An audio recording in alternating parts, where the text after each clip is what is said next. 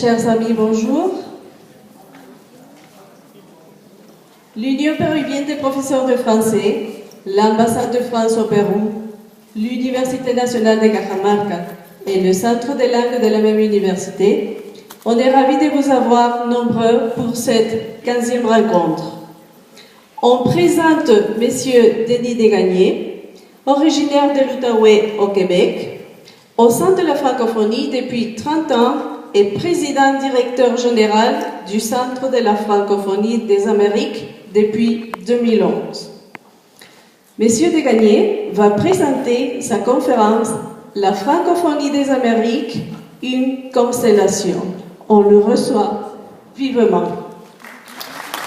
Merci beaucoup. Je vais me mettre ici, donc très heureux d'être ici. J'ai rencontré la délégation du Pérou à Cétifral, à Bogota, et puis les gens, la présidente de votre association était tellement convaincante, tellement emballée par votre rencontre que j'ai accepté de venir faire une présentation sur la francophonie des Amériques. Donc, la francophonie des Amériques, c'est assez nouveau pour nous, Canadiens. On connaît le Québec, on connaît moins le Canada à partir du Québec, encore moins les États-Unis et encore moins l'Amérique latine, les Caraïbes. Le mandat du Centre, c'est de créer ces liens-là avec cette francophonie des Amériques. Le Centre est une création du gouvernement du Québec dans le cadre du 400e anniversaire de la ville de Québec. Et la France voulait donner un legs, un cadeau au Québec pour le 400e anniversaire, et c'est le Centre qui est devenu ce cadeau. Donc, c'est en 2006 que la loi du Centre a été adoptée à l'unanimité à l'Assemblée nationale du Québec, mais c'est seulement le 17 octobre 2008 que le premier ministre du Québec et le président de la République française ont fait l'ouverture officielle du Centre. C'est le Centre ici qu'on voit sur la photo. La mission du Centre de la francophonie, c'est bien simple. Nous, on veut contribuer, je l'ai souligné, contribuer à la promotion et la mise en valeur d'une francophonie porteuse d'avenir pour la langue française dans le contexte de la diversité culturelle. J'ai souligné contribuer parce que partout, comme ici, il y a des organisations, des alliances françaises, des instituts qui font un travail extraordinaire et nous voulons mettre l'épaule à la roue. Donc, on vient contribuer à cette démarche. Donc, on veut une francophonie en mouvement, dynamique, surtout solidaire et inclusive, qui regroupe l'ensemble de ces composantes. Donc, essentiellement, nous, il y en a qui font des biens, produisent des biens. Nous, on produit des liens. Idéalement, des liens qui font du bien. Donc, c'est mon travail que je fais depuis 8 ans au Centre de la francophonie des Amériques, de lier ces francophones, ces organisations, de s'apprivoiser, mieux se connaître et créer ces synergies.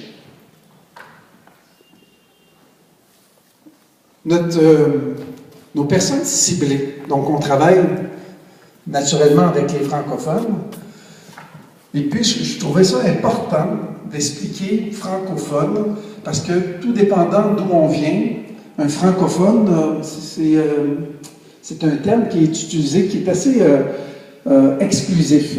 Donc, par exemple, chez moi au Canada, un francophone, c'est quelqu'un, même qu'on dit que c'est un ayant droit, c'est quelqu'un qui a nécessairement un des deux parents qui est natif francophone.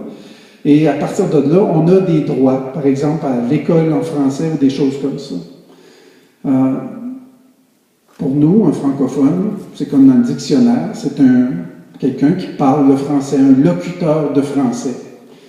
C'est pas une question de natalité, de provenance, ou c'est cette idée d'être un locuteur, puis encore là, à des différents niveaux, Et c'est selon le désir de la personne de s'identifier à cette francophonie. Donc, le centre est parti de cette définition la plus inclusive possible. Et on a aussi le concept de francophile, la francophilie. Au Canada, un francophile, c'est quelqu'un qui parle anglais, mais qui est un anglophone qui parle le français. Donc, c'est encore une fois très exclusif. C'est comme si on n'est pas tout à fait sur la même longueur d'onde. Donc, pour nous, les francophiles, ce sont des amoureux de la francophonie. Donc, moi, je suis un francophone et francophile. Il y a des francophones, donc des parlants français, qui ne sont pas francophiles. Ça, ben, nous, on travaille pour faire en sorte d'augmenter cette francophilie. Et il y a des francophiles qui ne parlent pas le français. Et nous, on travaille aussi avec ces gens.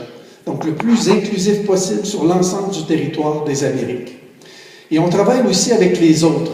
Ils ne sont pas francophones, ils ne sont pas francophiles.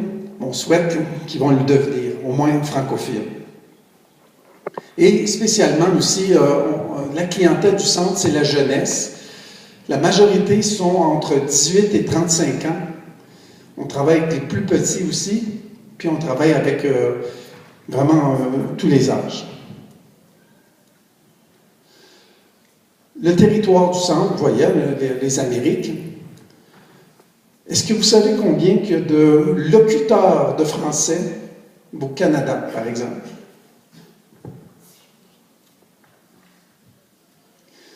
Quelqu'un qui veut essayer une réponse? OK. Il y a peut-être ça. Ou encore, continuons, vous pouvez avoir des chiffres dans votre tête pour ne pas oser de donner une mauvaise réponse. Aux États-Unis ou encore en Amérique latine, vous savez combien il y a de locuteurs de français? Aux États-Unis, peut-être? Oh, c'est intéressant. Je vais laisser les enfants, il y a une petite vidéo ici. Les enfants vont nous dire, regardez bien combien que de locuteurs, donc de parlants français en Amérique.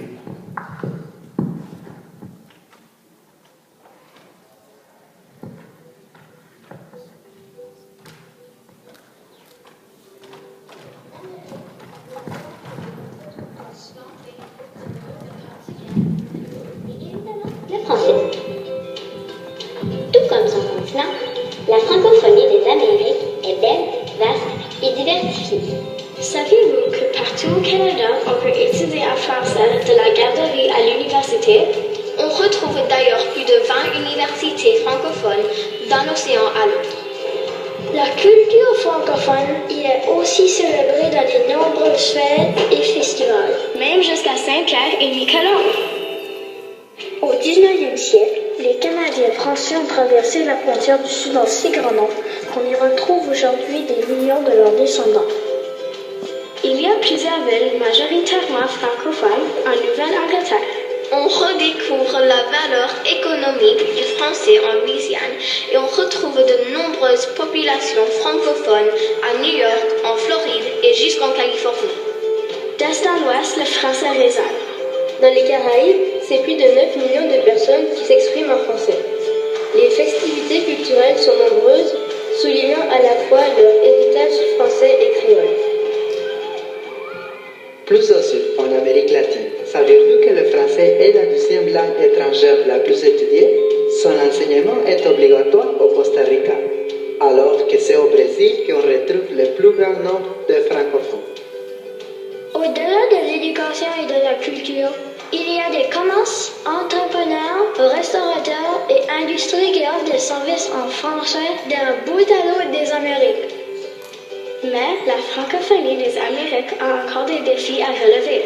Partout, la demande pour apprendre le français dépasse l'autre. On manque d'écoles francophones, d'écoles d'immersion et aussi de professeurs. Ensemble, communiquons, vivons, travaillons pour faire rayonner cette francophonie des Amériques. Nous sommes Québécois, Acadiens, Franco-Tico, Guadeloupéens, Franco-Ontariens, Mexicains. Nous sommes la francophonie.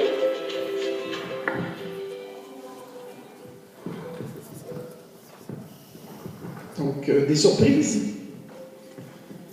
Vous avez vu combien que de locuteurs de français au Canada? On disait 9,6 millions. Vraiment, dans les dernières statistiques, c'est 10,4 millions de locuteurs de français. Les États-Unis, ça vous impressionne un peu? 11 millions. Je vais vous montrer un peu sur la carte de l'Amérique du Nord. Je disais en début de ma présentation que la francophonie des Amériques, c'est un nouveau paradigme pour nous au Québec. Même que nos chercheurs ont fait beaucoup de recherches sur l'Amérique du Nord, mais très peu sur l'ensemble du continent. Donc ici, c'est une recherche qui date de 2000-2001. Et ce sont des statistiques des gens, des Français parlés à la maison en Amérique du Nord. Donc, on voit un peu les concentrations.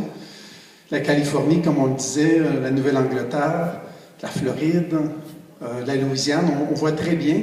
Mais la francophonie, je vous montre cette carte-là, parce qu'elle a une histoire, cette francophonie-là, depuis, pour nous, Champlain, qui est arrivé au Québec, même, je devrais dire, en Acadie, ensuite de ça, au Québec. Et Champlain disait, il voulait avoir ce concept de métissage. Donc, c'est nos hommes vont marier vos femmes et on va créer cette nouvelle nation. Et le centre continue un peu dans cette même démarche. Mais il y a eu des moments très difficiles. Par exemple, il y a eu des mouvements anti-francophones dans notre histoire au Canada, que ce soit les mouvements du KKK, le Ku Klux Klan, qui a été présent en Nouvelle-Angleterre, qui s'en prenait à tout ce qui était catholique. Et la majorité des francophones en Amérique du Nord étaient catholiques. Donc, les gens avaient très peur que leur enfant puisse marcher dans la rue puis être vu en train de parler le français. Donc, on a tout fait pour faire en sorte que les francophones parlent l'anglais mieux que les anglophones, au point d'en perdre souvent notre latin.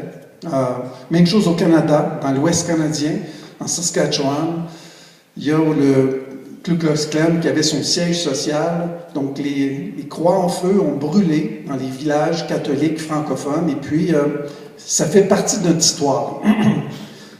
Ici, vous voyez la carte en 2000-2001 où on parlait encore français à la maison. Regardez en même date les origines ethniques francophones, françaises, sur la même carte. Voilà. Ça nous donne une excellente idée de l'impact de tout ça. Et quand on travaille avec les francophones et les francophiles d'Amérique, on travaille avec tous ces gens-là pour faire apparaître finalement, pour faire en sorte que ce qui est invisible puisse être visible. On a quand même quelques statistiques sur l'Amérique latine. Ici, les apprenants du français dans les Amériques, on voit certainement la plus grande partie, le Canada. Ensuite, bon, vous voyez un peu là, les Caraïbes, qui est une grande partie, les États-Unis et certaines parties de l'Amérique latine.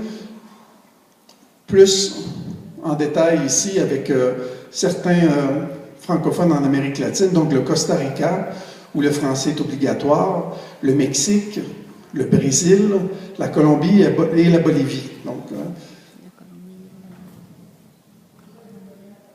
ça, c'est une amie du Mexique qui me montrait un peu là, la carte, l'ensemble de la francophonie en Amérique. On voit ici une comparaison entre l'Amérique du Nord et l'Amérique latine. En Amérique du Nord, certains territoires comme Terre-Neuve ont des lois pour des services en français, ont toutes sortes de la gestion des écoles francophones, etc. Et elles faisaient les différences entre, par exemple, le Pérou et Terre-Neuve. Donc, plus de parlants français au Pérou, plus d'apprenants, de locuteurs, mais avec beaucoup moins de services. Et on peut voir là, un peu là, comme ça le Venezuela, la Colombie en descendant comme ça. Donc, elle aimait bien voir et démontrer, c'est une présentation d'ailleurs qu'elle a fait à l'Université du Québec, l'Université Laval, pour démontrer qu'il y a une francophonie très dynamique en Amérique latine. Bon.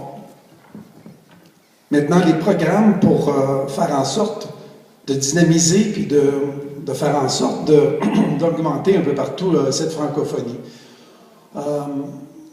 Au centre de la francophonie, on a 3 résultats essentiellement que nous cherchons à mettre en place. Donc, une augmentation de l'accès et de la participation à la francophonie des Amériques. L'accès, ça peut être aussi simple qu'avoir de l'accès à de la musique en français ou à des livres ou des programmes, l'éducation. On travaille sur toutes ces démarches-là. Deuxièmement, c'est ce sentiment d'appartenir à la francophonie des Amériques. Comme je disais, les francophones, les francophiles, il faut s'assurer combien de fois on a rencontré des jeunes de 18 à 35 ans qui apprennent le français puis qu'on leur dit qu'ils sont des francophones du Brésil ou du Pérou et les gens nous disent « Moi, je suis francophone. » Vous êtes des locuteurs de français, donc oui, vous faites partie de cette grande famille de la francophonie des Amériques. Donc, et c'est pas en fonction du niveau de compétences langagières. Il y a des francophones comme des Leblanc, des Desgagnés, des Gagnon, des Tremblay qui ne parlent plus le français à cause de l'histoire, mais qu'aujourd'hui font des démarches pour réapprendre la langue. Donc à ce moment-là, à quel niveau de compétences langagières pourront se dire qu'ils sont francophones? Donc pour nous, c'est pas à nous à décider ça, c'est à ces gens-là et à vous de définir ce sentiment d'appartenance et d'appartenir à la francophonie des Amériques. Le troisième résultat, c'est une concertation accrue des acteurs dans l'action pour le rayonnement. Donc, c'est de faire en sorte que les organisations de la francophonie travaillent ensemble. On mobilise, vous allez voir un peu dans nos programmes, plusieurs organisations, villes, gouvernements, pour créer des synergies, pour avoir des impacts sur le rayonnement de la francophonie des Amériques. On a différentes catégories de programmes. On a ce qu'on appelle, nous, chez nous, des chantiers. Ce sont vraiment des très gros programmes qui vont prendre 20, 30, 40 ans avant de se réaliser totalement. On a aussi des activités qui sont phares, qui reviennent à tous les 2 ans, 3 ans. Et on a un programme de médiation qui sont de différents, donc médiation culturelle, pédagogique, scientifique et numérique. Et je vais vous présenter un peu, là, donc, un de nos chantiers, un des grands chantiers, ça fait 3 ans que le réseau de villes francophones et francophiles d'Amérique travaillent ensemble. Donc, il y a 150 quelques villes qui se sont mis ensemble sous ce réseau. Vous voyez, on les voit travailler ici.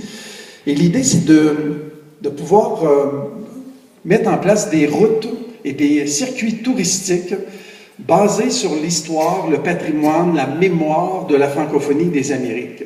Donc, le concept est de faire en sorte que ces villes puissent se mettre en grappe pour travailler ensemble. On travaille beaucoup sur la solidarité entre les villes. Ces villes-là sont appuyées par des organisations et à partir d'un concept d'ailleurs que j'ai pris au Brésil, du musée de la personne, musée où Karen Walkman a mis en place la technologie sociale de la mémoire, donc pour la revitalisation culturelle. Donc c'est basé sur cette technologie sociale brésilienne, mais c'est aussi la culture et tous ces éléments-là qui je vais vous montrer là, essentiellement sur un territoire. Voici les villes, disons, membres, et tranquillement, à leur vitesse à eux autres, nous on les accompagne là-dedans. Ils sont en train de se bâtir des circuits, des réseaux, des routes touristiques. Et tranquillement, vous voyez le point bleu, ce sont un carnet de la francophonie des Amériques qu'on a mis en place. Donc tout le monde, un peu partout aujourd'hui, a ces fameux téléphones intelligents.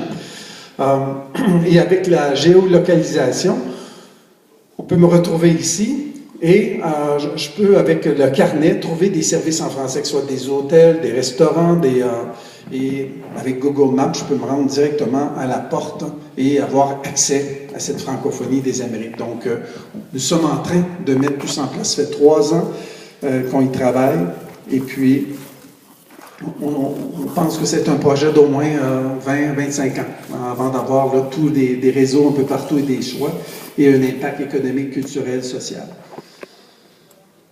On fait aussi des grands événements, constellations. On aime beaucoup le concept de constellation. Quand on regarde les Amériques d'en haut puis qu'on voit toutes ces villes, ces communautés, ces regroupements de francophones, ça ressemble un peu à cette constellation. Dans une constellation, il y a des grandes étoiles, il y a des petites étoiles, mais pour faire une constellation, la grosse ou la petite sont aussi importantes qu'une des autres. Donc, et dans le projet ici, Constellation, on fêtait le 150e anniversaire du Canada et on a demandé au Centre de la francophonie de faire un événement qu'on a mis en place. Donc, c'est des spectacles, des grands événements où on mettait sur scène la diversité culturelle des Amériques. Donc, ici, on est à Québec, mais il y avait quand même à Dieppe, dans l'Ouest, à Toronto, Ottawa, Winnipeg et Whitehorse, 6 événements télévisés par 2 chaînes de télévision. Et on avait aussi 6 autres événements qui sont joints à nous par la magie de la technologie. On a mis en place ce qu'on appelle des portes interactives. Donc, dans chacune des scènes, si je suis ici à Québec et que je regarde le spectacle, il y avait ces portes, j'ouvrais la porte et je tombais sur une autre scène avec des gens dans un autre territoire où on parlait français. Donc, il y a 12 portes à travers les 12 événements et les francophones et les francophiles ont discuté, ont parlé de francophonie, mieux s'apprivoiser, se connaître sur nos francophonies. Donc, vous voyez, les portes sont ici. Donc voilà, les gens qui sont parlés avec les réseaux sociaux, tout ça. Donc, on met toujours la technologie au service de cette francophonie-là. Ici, on est dans nos activités phares. On est beaucoup dans l'action citoyenne. La francophonie, c'est l'affaire de chacun de nous. C'est pas l'affaire de quelqu'un d'autre, d'un gouvernement. C'est à nous à faire la différence et on investit beaucoup dans l'action citoyenne. Dans ce cas ici, on parle du Forum des jeunes ambassadeurs de la francophonie des Amériques. Ça s'adresse à vous. Là. Je vois beaucoup de jeunes entre 18 et 35 ans. C'est un forum de leadership. C'est une semaine complète. Le forum se déplace un peu partout en Amérique à tous les 2 ans. Le prochain forum va avoir lieu au Nouveau-Brunswick, à Moncton, le 15 août 2019. Donc, bientôt, toute l'information va sortir. Donc, c'est un programme complet, culturel, de formation d'une 50aine de jeunes choisis dans les Amériques en fonction de diversité puis de parité. On s'assure que ces éléments-là sont bien en place pour la réussite de la démarche. On a aussi un Parlement francophone Jeunesse des Amériques. On vient juste d'avoir la deuxième édition. Ça s'est passé à Québec, encore une fois, toujours dans la même démarche. Ici, on s'assure encore d'avoir une diversité de territoires. Je pense qu'il y a une 40aine de régions, de pays qui ont participé dans les Amériques, toujours les Amériques, toujours avec la parité. Et le Parlement jeunesse, c'est cette idée de pouvoir former des jeunes sur l'action citoyenne, mais dans ce cas ici, au niveau plus politique. On a été tellement surpris de l'impact du Forum des jeunes ambassadeurs de la francophonie des Amériques. On a même un jeune, entre autres, qui s'est retourné en Louisiane et qui est devenu tellement actif qu'il s'est présenté, devenu député, et ils ont travaillé ensemble. Il a créé un caucus francophone en Louisiane et ils ont passé comme ça à peu près 3 à 5 lois politiques pour le rayonnement de la francophonie en Louisiane. Et vous savez, dernièrement même aussi, ils ont travaillé, ces jeunes ambassadeurs, sur la nomination, là, comme maintenant la Louisiane est membre observateur de la francophonie. Ce sont ces jeunes-là qui ont travaillé sur cette proposition-là. Donc, quand on a vu ça avec le Forum des jeunes, on a investi aussi dans le Parlement jeunesse francophone des Amériques. Il faut dire aussi que dans le Parlement, il y a 3 composantes. Il y a ce qu'on appelle les personnes élues, les députés. Et ensuite de ça, il y a aussi des gens qui s'inscrivent dans la partie médias, qui viennent faire quand même ce jeu entre le député et le média. Et une troisième composante qui est l'action sociale, donc des gens qui représentent des organismes, des lobbies, et on joue avec ces trois composantes-là à comment l'influence, le pouvoir peut faire en sorte qu'on peut gagner un projet de loi ou bon, comment on mobilise et tout ce jeu politique qui se joue. On a aussi une université d'été. Encore une fois, tous les 2 ans. La dernière a eu lieu à Chicoutimi et la prochaine, il y a un appel qui va être lancé très prochainement pour la prochaine université, peut-être au Pérou, en quelque part. Donc ici, c'est vraiment une thématique. On prend les étudiants du 2e ou 3e cycle et il y a une thématique, ça peut être le développement social, ça peut être, bon, il y a c'est l'université qui fait la demande, qui propose la thématique. Et Innovation, c'est un programme qui s'adresse à des organismes qui sont dans le changement social, qui sont dans le rayonnement de la francophonie. Et c'est vraiment l'innovation, comment on travaille l'innovation, comment on part de problématiques. À partir de cette problématique-là, les nouvelles technologies, on innove et on trouve des solutions. On a aussi travaillé sur une chaire de recherche sur la démocratie. Donc, on investit beaucoup dans la démocratie. On travaille beaucoup avec des tournées à travers les Amériques sur les questions de démocratie, des présentations, des communications. On a un programme de mobilité de chercheurs. Donc, chaque année, on fait cette mobilité entre des universités, des organisations. On s'assure toujours que la mobilité comprenne une partie de vulgarisation. Donc, si un chercheur vient présenter sur une thématique, il doit s'assurer aussi de vulgariser auprès de la communauté, des citoyens. Et cela ici, c'est la bourse de stage. On en a plusieurs. Aujourd'hui, je vous parle de celle de l'ACELF, c'est l'Association canadienne d'éducation de langue française. Et d'ailleurs, vous allez recevoir ici un petit billet de participation. Je fais un tirage à la fin. On va donner une bourse à un professeur. Donc, c'est important que la bourse s'adresse au professeur, au directeur d'école. Donc, c'est une bourse d'1 semaine au Québec, dans une formation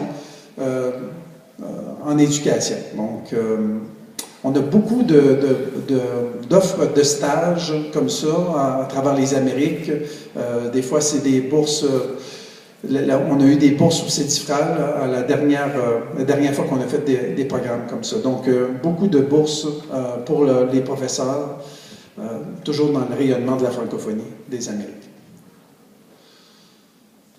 Bon. On a des programmes de médiation culturelle dans les écoles. On travaille beaucoup sur la mémoire. La mémoire est un outil comme je le disais tantôt, de revitalisation culturelle. Souvent, on ne connaît pas notre histoire.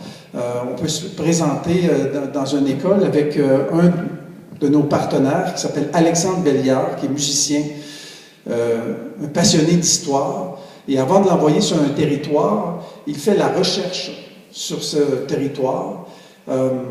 La dernière fois, on l'a envoyé, c'était au Manitoba, dans l'ouest du Canada, dans une école francophone. Et il y avait des rues qui portaient des noms. Et il posait des questions aux enfants sur qui étaient ces personnages. Et les enfants ne savaient pas.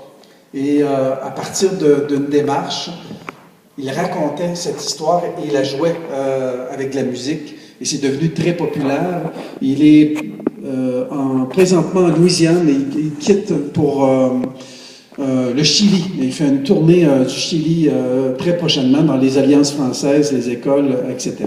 Donc, ceux qui étaient au CEDIFRAL l'avaient vu. Il y a aussi, on a toujours le mois, nous, le mois de la francophonie, la journée internationale. Donc, on mobilise beaucoup autour de la journée et du mois de mars. Donc, on fait énormément d'activités. On a des programmes aussi dans le dernier qui s'appelle « Anime ta francophonie ». bon, c'est des programmes de vidéo, toujours sur des thématiques. On vous demande, par exemple, racontez-nous votre histoire ou encore votre francophonie, ou racontez-nous un autre francophonie. Par exemple, si je suis au Pérou, parlez-nous de l'Équateur, de cette francophonie. Donc, ça permet aux jeunes de soit se connaître ou de connaître d'autres francophonies en Amérique. Et il y a toutes sortes de prix à gagner, des bourses pour acheter du matériel pédagogique et toujours dans l'idée d'aider les professeurs.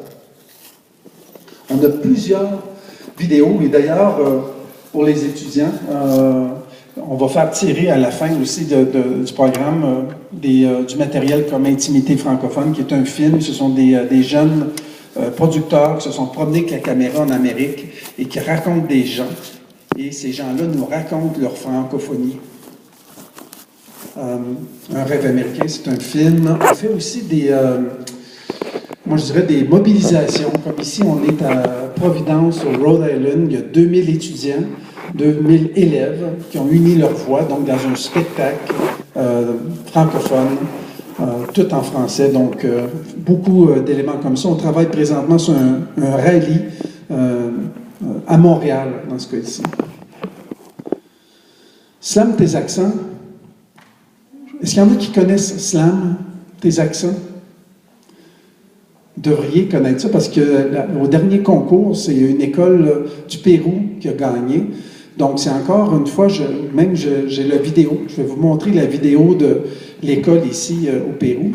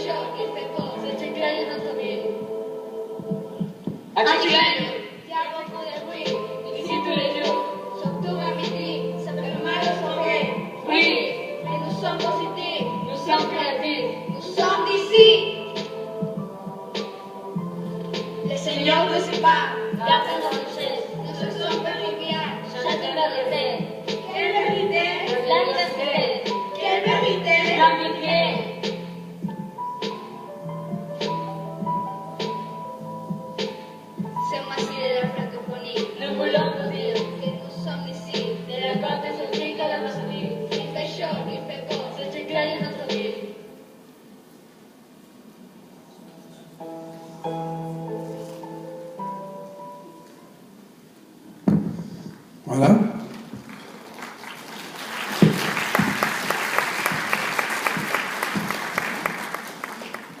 Donc, le concours de slam, ça s'adresse aux professeurs de français. Et encore cette année, on va lancer le concours. L'année passée, on a eu une centaine d'écoles qui ont participé à travers les Amériques. Et cette école ici a gagné. Et les gens peuvent aller voter sur le site web du centre. En 2 semaines, il y a 50 000 personnes dans les Amériques qui ont venu voter pour le concours. Et après, à la fin, je pense, les dernières statistiques que j'avais, après un mois, on était à 90 000 personnes qui continuaient à venir voir les slams et voir aussi cette francophonie. Je peux vous dire qu'après cette vidéo, on a eu des appels, des gens qui ont communiqué avec le centre pour en savoir plus sur le Pérou, à savoir est-ce que vraiment une francophonie au Pérou, est-ce que on a vu l'Alliance française, donc les gens sont très intéressés à partir de petits outils comme ça, et ça nous aide à créer ce lien-là, à mieux, se faire connaître à travers les Amériques, et pour nous, vous faire connaître. Donc, une invitation, ça va être lancé très prochainement. Déjà sur le site, vous pouvez trouver l'information sur Slam, tes accents et toutes sortes de concours. On travaille beaucoup, comme je disais, la technologie sociale. comme les gens ne se connaissent pas et que les gens sont très intéressés parce qu'ils les entourent directement ou par la télé, on a décidé de mettre en place comment je dirais, une espèce de parcours où on va visiter la francophonie des Amériques.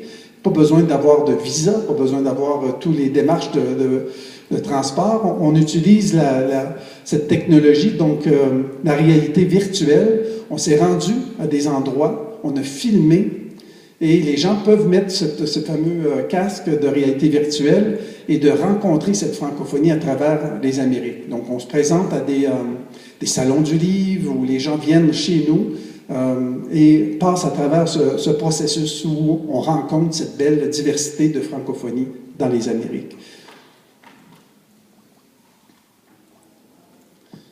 Je pense que l'élément qu'on a mis en place je pense qu'il est le plus pertinent, en tout cas à date, c'est cette question de donner accès à un livre en français. On a eu des demandes au centre, les gens voulaient recevoir une certaine somme d'argent pour acheter des livres. La dame en question voulait mettre ça dans son auto et aller de place en place pour donner accès aux livres. On voit ça dans plusieurs pays, entre autres Haïti fait beaucoup ce genre de concept. Mais nous, on n'a pas les moyens de faire ça un peu partout dans les Amériques. Donc, on a réfléchi et puis on a mis en place cette bibliothèque numérique.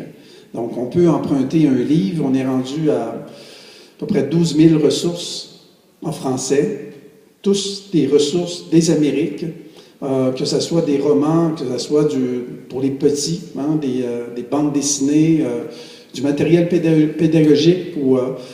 Vraiment, c'est les gens qui nous disent ce qu'ils veulent avoir. Ils peuvent appeler le centre, ils peuvent écrire au centre. Et puis, nous, s'il est numérisé, on l'achète et on le rend disponible. On peut l'emprunter de son ordinateur, d'une tablette, d'un téléphone, même si vous êtes vraiment passionné. Et vous avez le livre, vous l'empruntez, il est dans votre machine, je veux dire, pendant 3 semaines. Pas besoin de le retourner, il est chronodégradable, donc il retourne à la bibliothèque automatiquement après 3 semaines. Vous pouvez l'emprunter encore, vous pouvez l'emprunter autant de temps que vous voulez.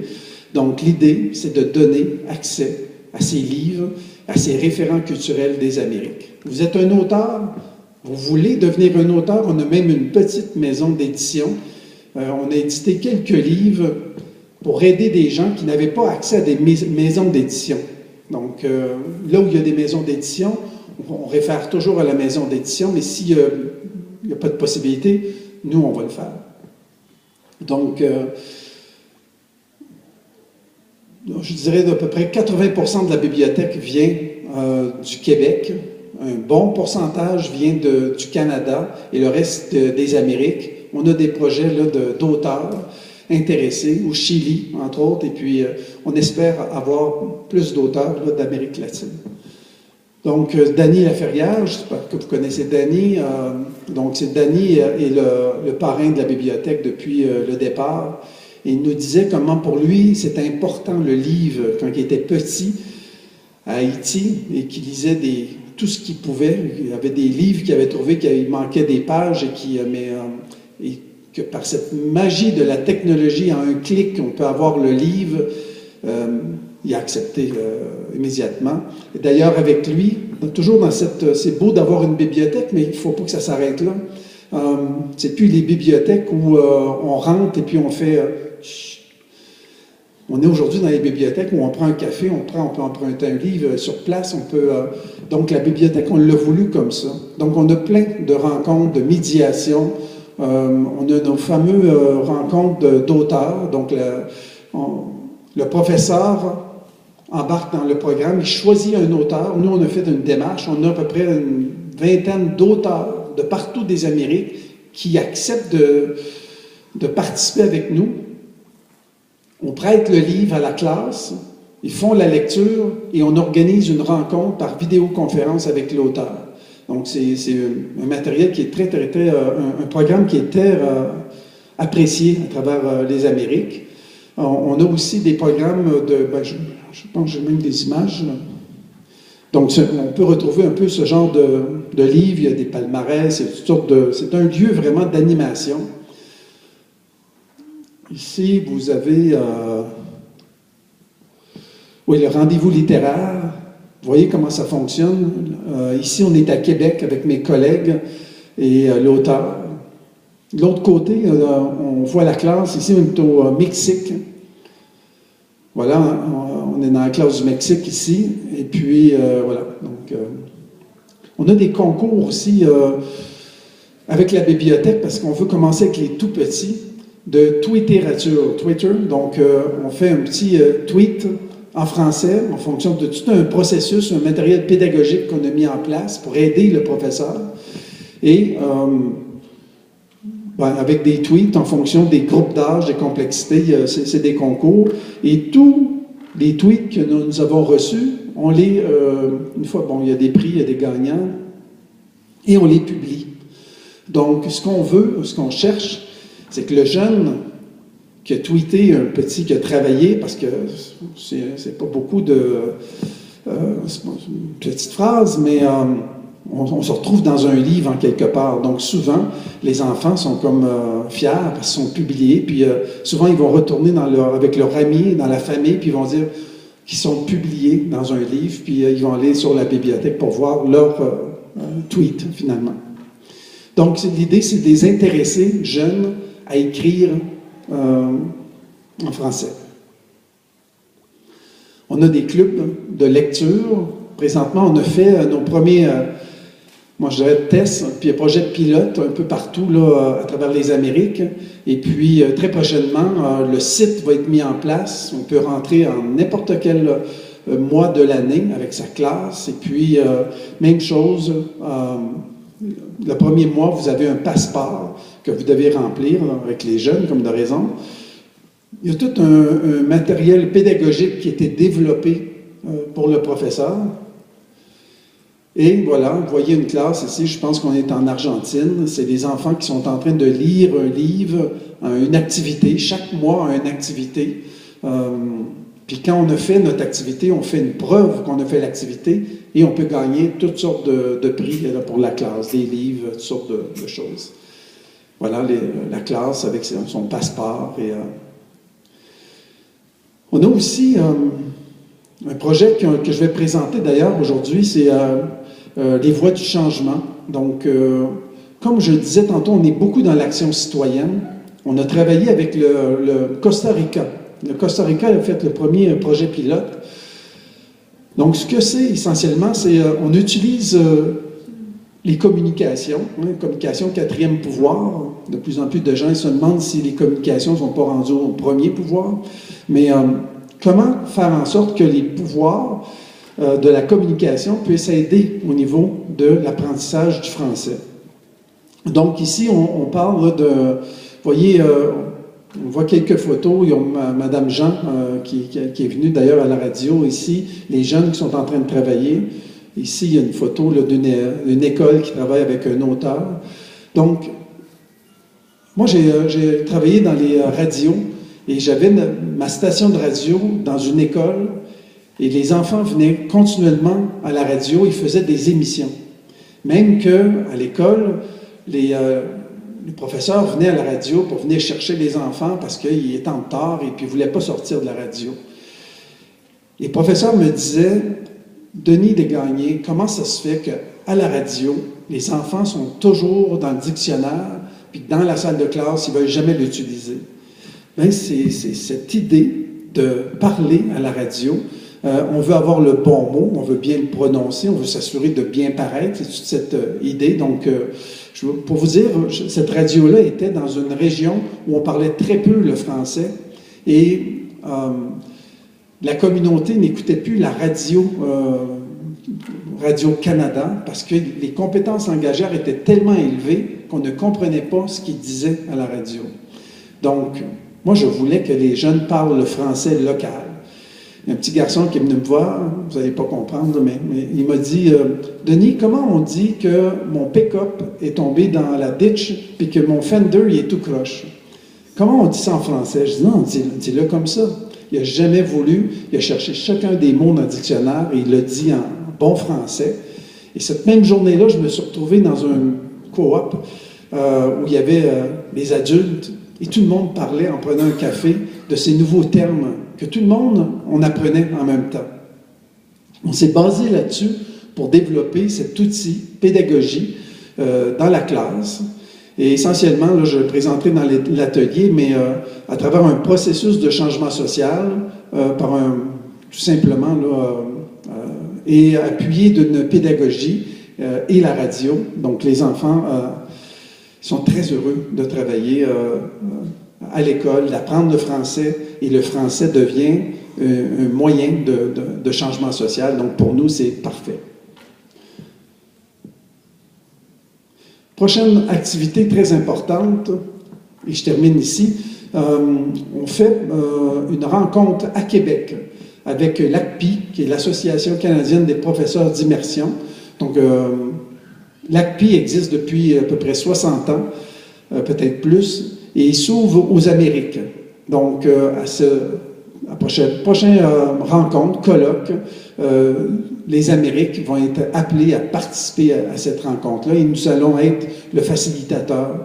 Donc, on va s'assurer d'avoir des professeurs qui viennent présenter la pédagogie, et participer à des ateliers, etc. Donc, voilà, donc c'est du 7 au 9 novembre 2019. Voilà, ce qui conclut. Merci beaucoup.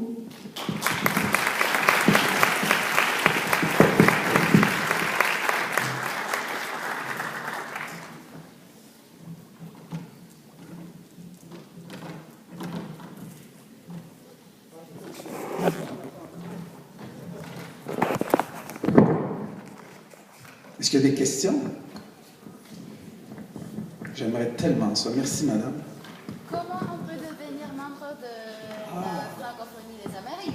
Simplement, vous avez reçu les petits coupons de participation en mettant votre nom, puis à ce moment-là, nous, on va vous écrire, puis on va vous proposer de devenir membre. Voilà, exactement le coupon. C'est la façon... encore plus facile, vous allez sur le www.francophonie des Amériques et vous pouvez devenir membre aujourd'hui, si vous voulez. Donc voilà, c'est un petit coupon ici. Merci beaucoup pour la question.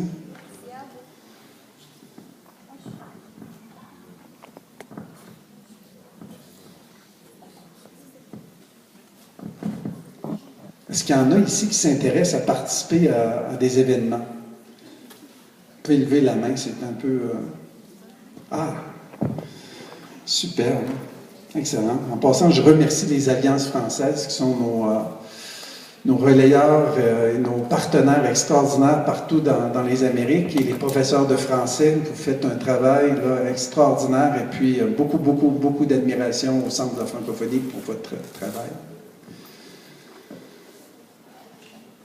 Bon, je vous remercie. Je ne sais pas comment vous dire que passer à la prochaine activité. Mais je serai ici jusqu'à dimanche. Il y a 2 ateliers et puis je serai très heureux de discuter avec vous. Bonne continuation.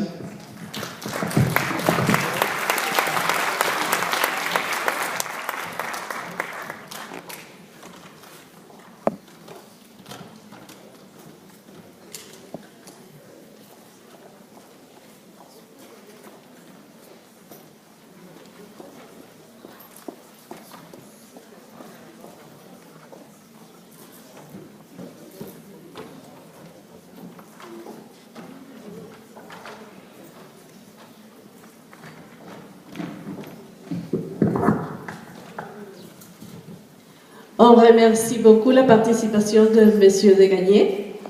Je vous prie d'attendre quelques moments encore, car les autorités de l'université et de l'ambassade sont en train de venir à notre salle. Donc, ne bougez pas et attendez un moment, s'il vous plaît.